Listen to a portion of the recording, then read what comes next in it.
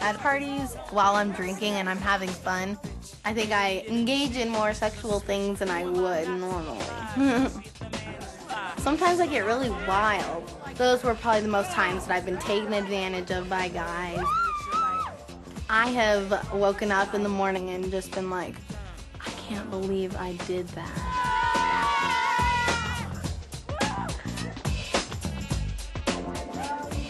We hadn't been going out very long.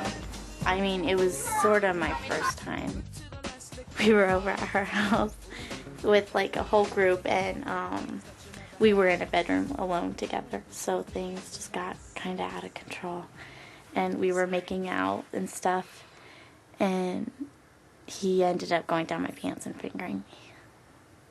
At first I told him not to because I didn't want to, and then but he did it anyway, and you know, it did feel good and I did enjoy it, but the consequences that went with that were not good.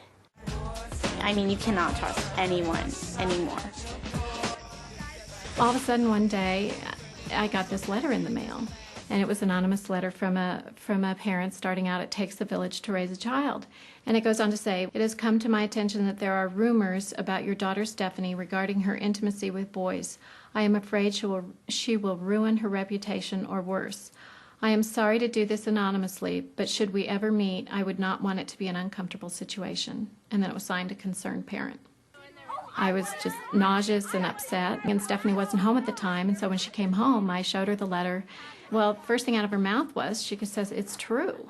Well, then my heart just, I was just devastated, thinking, the worst. What happened was I told my friend because I thought I could trust him, and I ended up not, because he started telling the whole school what happened, and people just started coming up to me in the hallways and just go, "You're pregnant, aren't you?" I'm just like, "No, I'm not."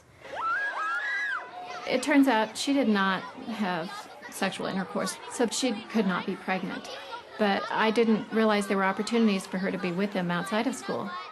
She was just going over to friends' houses, and I'm one of these parents that's given a lot of freedom and had, I assume too many things. Oh, I know. He's like, "I want to do stuff with Stephanie." And I was like, "You do?" Because Paige told him not to. Oh. She made him promise her.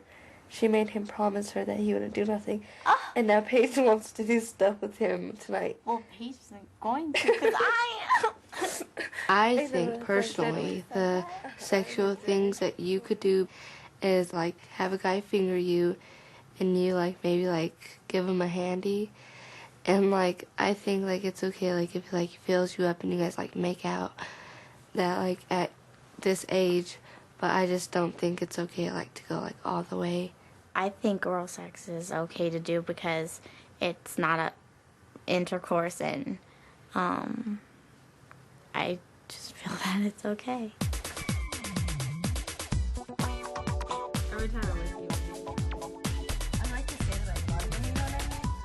Well, why would he be using it? Because you've already given him some, obviously. I didn't give him that much. Just because you haven't given him oral doesn't mean that you just... No. I've never slept with anybody. I'm still purely virgin. Except for my mouth.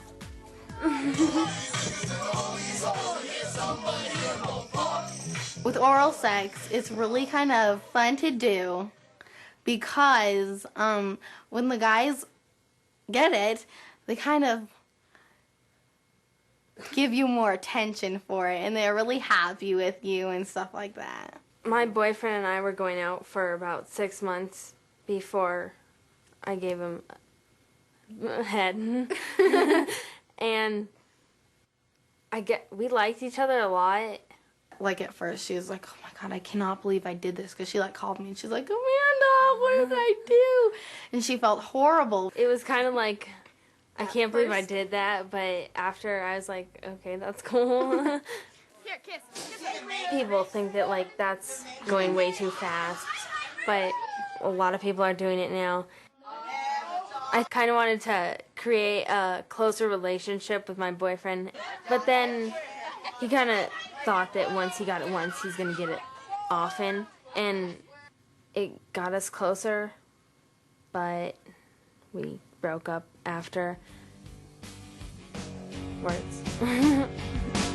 I smell sex and candy here. Who's that lounging in my chair? Who's that kissing? Broken up, gotten back together, broken up. It started last night. I liked the moment. I liked the kissing.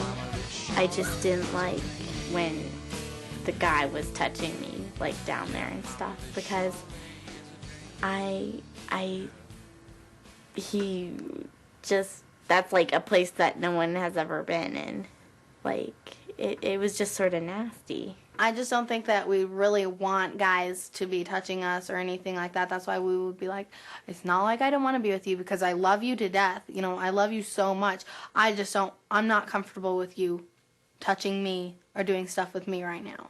It's like kind of cool. Girls that are more self-conscious, they start their period, you know, they start getting bigger, they start storing fat, they start growing boobs, you know, they're just like, I don't want to do this. Our self-esteem about our body is kind of good. Whoop, you know, we don't feel very good about ourselves. Giving a head has nothing to do with your body. They don't have to see you or feel you or judge you in any way. It's kind of like you're in control and stuff. I think I'd feel more comfortable with somebody that I wouldn't know, because if I did it wrong, it's okay, because I'm not going to see him again. Oh, we are. She said to me a number of times, I don't think sexual intercourse should be done until you're married, and I wouldn't do it. But now my concern is, at age 12, you know, with your first boyfriend, if you let it go that far, you know, how can you wait till you're married to let it go farther?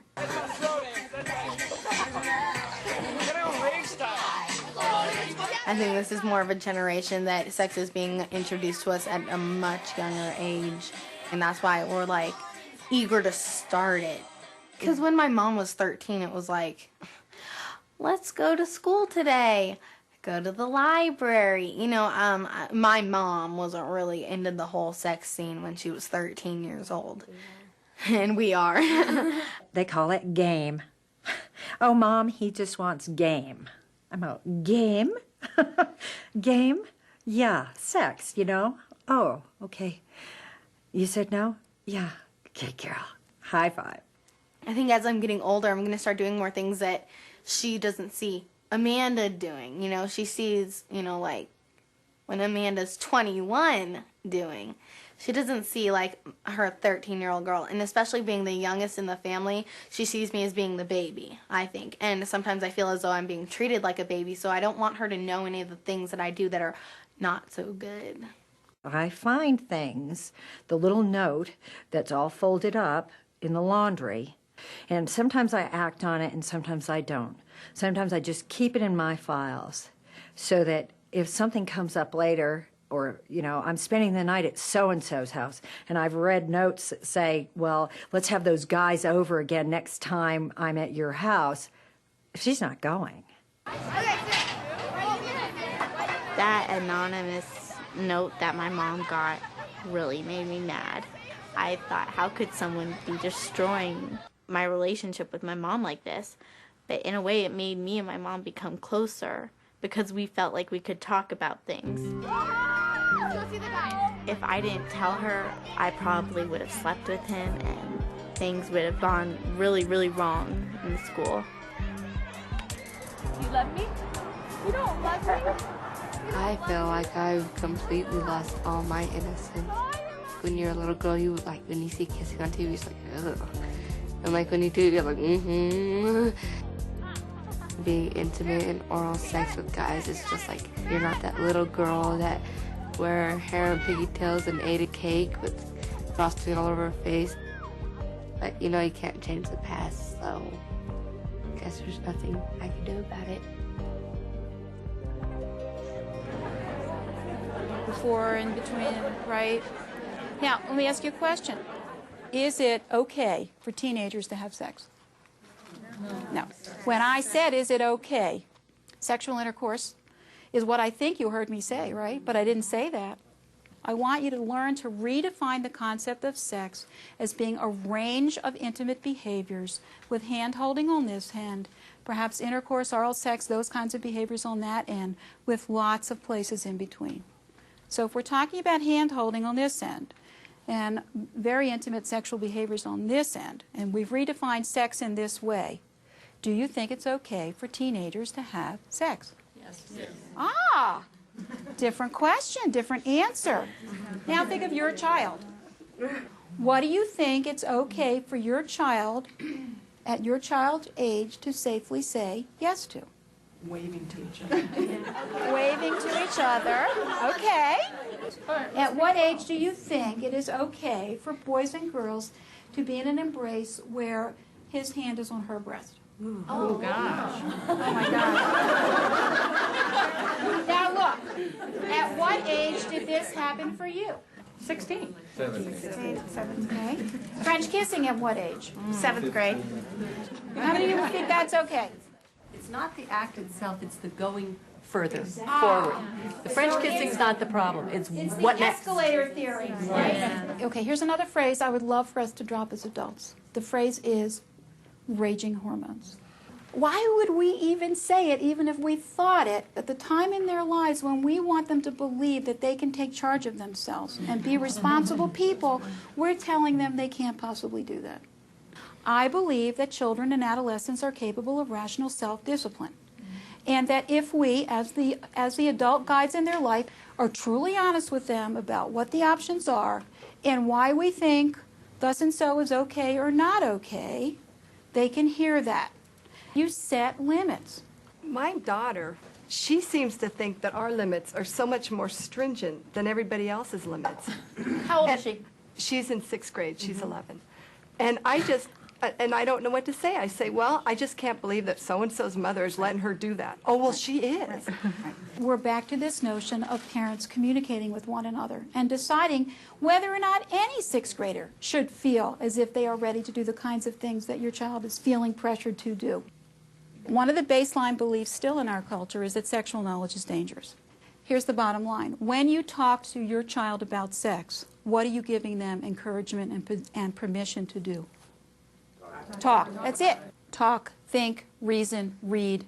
Children who grow up in families where sexuality is openly discussed delay first intercourse. And if and when they become involved, they tend to do so with greater forethought and planning and communication and responsibility and caring for themselves and others. At the very least, what you're going to do is slow them down.